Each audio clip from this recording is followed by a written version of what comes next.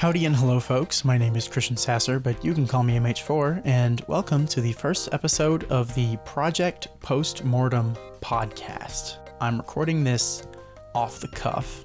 This podcast is going to be a very on and off project where after I release what I consider to be an important project, I'll just kind of yap about it for a little bit.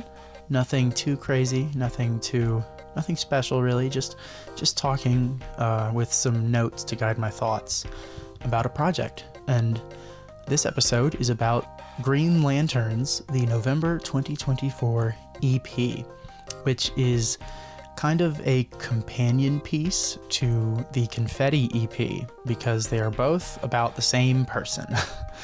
Confetti is an anniversary project, but Green Lanterns is the project I made in response to her breaking up with me. And it is the direct result of that experience and that heartbreak. First, let's talk about that title. What does the Green Lantern, what does the title Green Lanterns mean? And why did I choose that to represent this breakup? If you are aware of DC Comics, the Green Lantern Corps are a group of intergalactic peacekeepers, I guess, from all across the galaxy and the universe and whatever. I chose them because all the Green Lanterns have the same goal. They all are on the same team with each other, but they can end up going in completely separate directions of their lives. Their missions can take them light years apart. And I chose Green Lanterns to represent how both of us still have the primary goal of honoring God with our lives and our actions, but that goal has taken us in completely opposite directions now.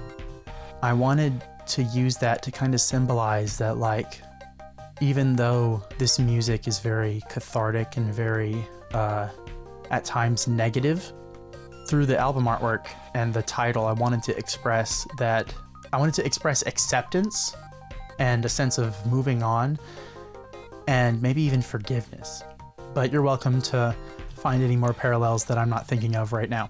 As for the art itself, I came up with the concept and I sent it to my friend Olsen, who also did the art for Confetti. I thought it would be very poetic to get the same artist who did the anniversary EP to do the breakup EP, and he killed it.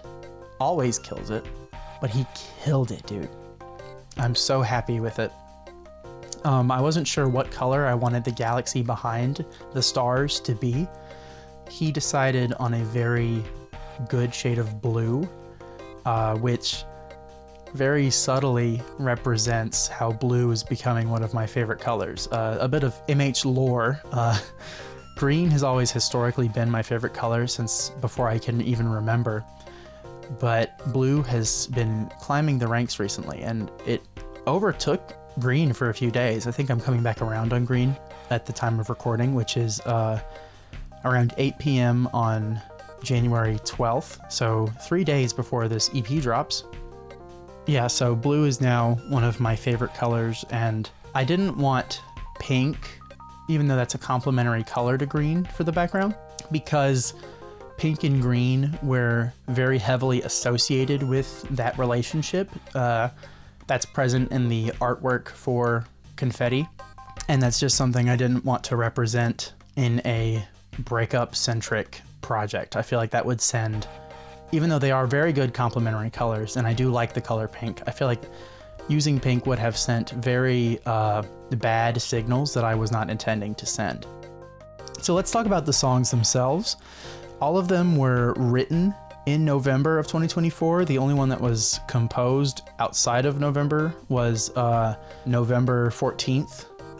I just keep calling that one Thurs because November 14th was a Thursday. So let's talk about that song. November 14th is titled that because that is the time in my iPhone notes app that I finished writing that song. And Originally, it wasn't a song, it was a spoken word. I still kind of deliver it as if it's a spoken word. It was a spoken word or poem. I wrote that 4 days after the breakup, and I feel like you can really tell. It's very palpable, that rawness and that energy that it has to it. It's very distressed, it's confused, it has no idea what it actually wants to say. And I feel like I accomplished conveying my confusion and my conflicting feelings in that moment without being vulgar or overly accusatory. I wasn't sugarcoating how I was feeling, but I also wasn't dipping into crassness, I think. I think I did a good job being tactful, especially since I wasn't originally planning to release that. That was the final song composed, but I wanted to list them out in the order that I originally wrote them. That's really all I have to say on that one. I think that song really speaks for itself. Next is How Could I, Better Man.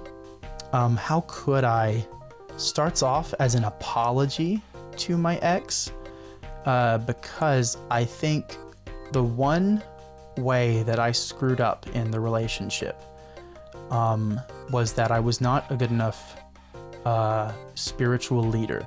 I know for some of you listening, you may not view that as an important aspect of your life or your relationships, but for me and the people that I'm surrounded by, that is a very important part of our culture and our priorities. And so I feel like I was neglecting that. I wasn't as close to God as I should have been.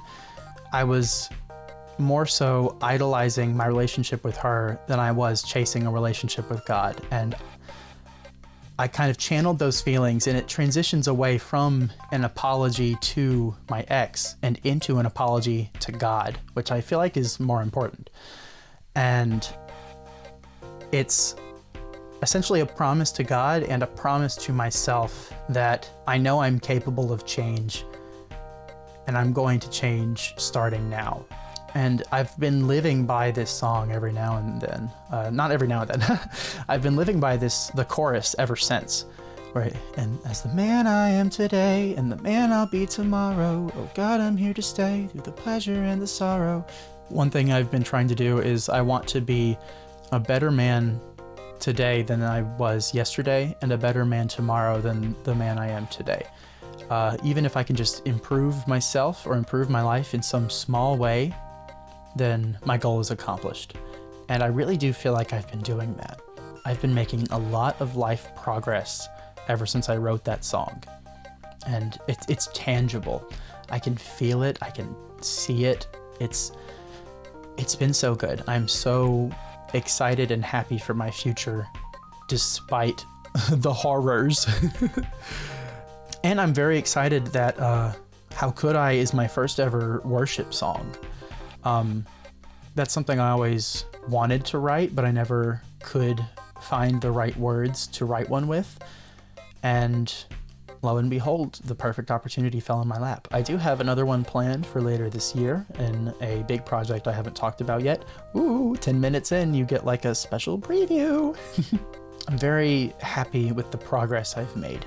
Last thing I want to mention about How Could I is one of the lines where it says, I don't blame myself. Well, maybe I do. That's not important. In that moment, I did blame myself for the relationship ending when I wrote that. But now, after some reflection and after starting counseling, which for those of you who don't know is a form of therapy, I no longer blame myself. And that's all I have to say about that.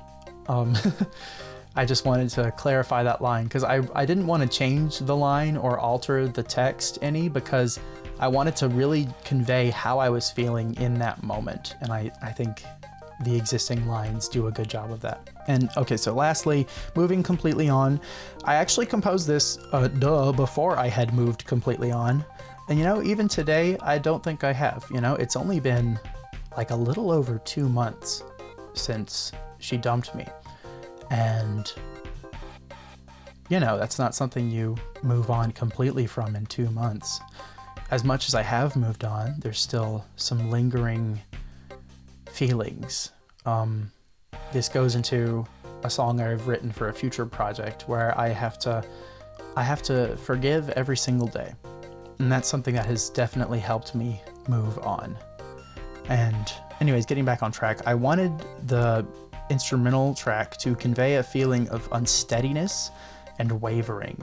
So the up and down, the it's kind of Final Fantasy-ish. But then at the end, the bum ba dum ba dum dum da dum da dum, that's kind of meant to ground the track.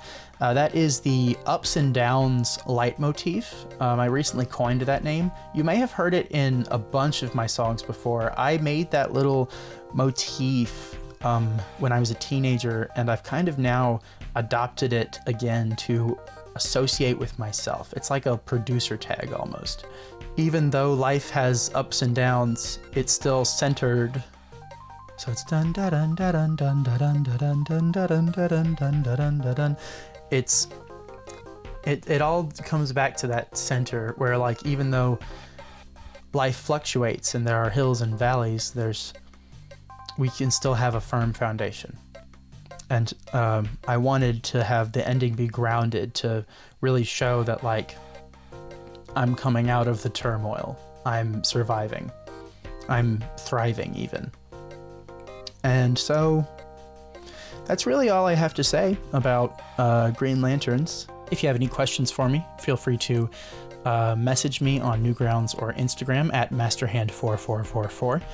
And thank you for listening very much. And be sure to tune in next time to the Project Post-Mortem podcast.